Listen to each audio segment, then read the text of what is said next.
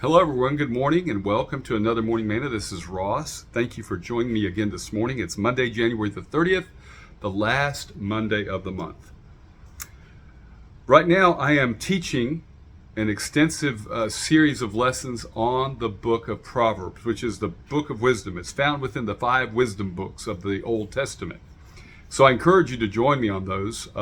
You can join through going to other Facebook videos that I've posted. I've posted 3 lessons already. I'll be posting a 4th lesson later this week. Let me read to you a verse out of James chapter 1 to get our week started as we seek God for his wisdom. Listen to what it says in James chapter 1 and verse 5.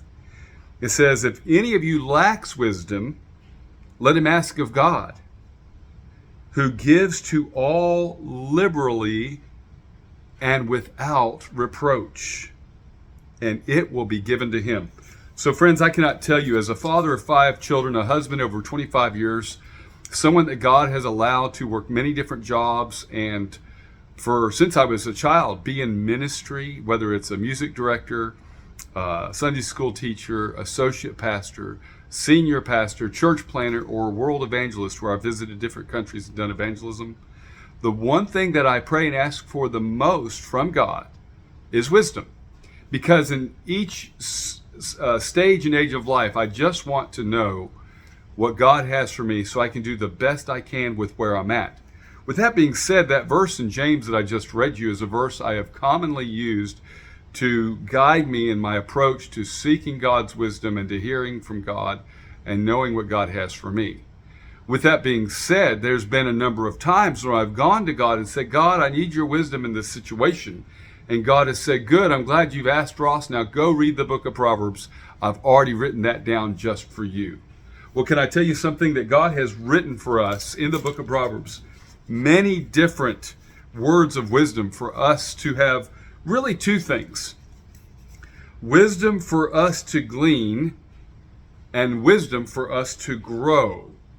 So he's given us the wisdom so we can glean it, gain it from him, and then grow in our life. Now, with that being said, this morning, I just want to keep it brief. I want to share 4 primary themes that you and I will come across when we read the book of Proverbs.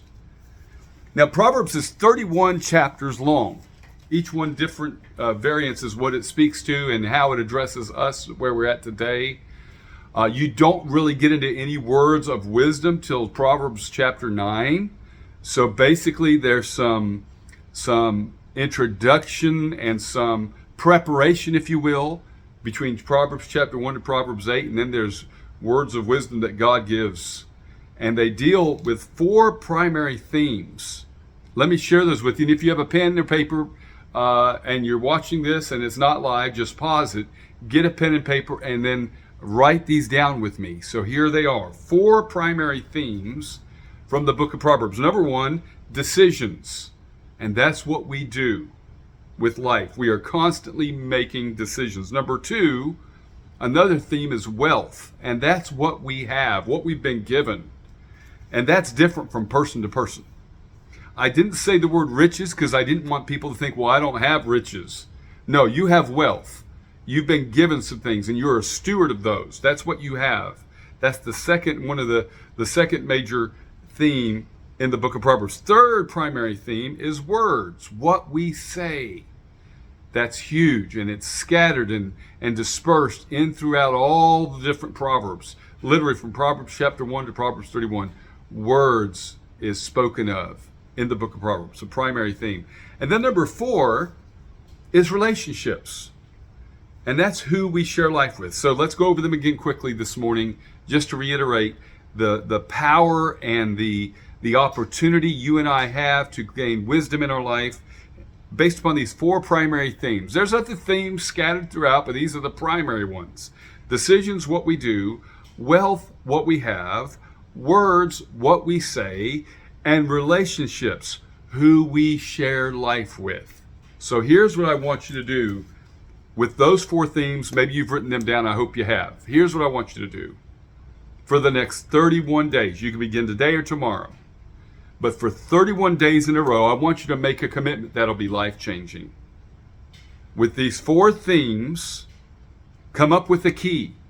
For relationships, I have the letter R. For wealth, I have the $sign. For words, I spell the word yada. And then for decisions, I put a check mark because we're always making decisions. So use that or make your own key. Read the book of Proverbs now for 31 days using your key. And every time you come across a decision-making process, put a check mark by that verse. Every time you come by a relationship verse, write the letter R and circle it. Every time you come to a verse that talks about wealth or job or riches or gaining or losing, put the $sign. And then when you come to the words that talk about words, the Proverbs that speak about words and how we use our words, write the word yada. Or you could put a smiley face. That would be a cool one because it remind you that what you say, you want it to bring a smile on somebody else's face. So there we are, our morning manna. We'll speak more about the book of wisdom tomorrow in our manna, so make sure you watch that one as well. And if you haven't done this yet, subscribe. We're going to have a manna for you every day, Monday through Friday. And you never know when you tune into these mannas and watch these, what God will use to bring out and help you in your life. Remember, it's to help you, encourage you, and give you the skills and the wisdom that God has so that you can be all that you need to be. Thank you for spending this time with me. Have a great day.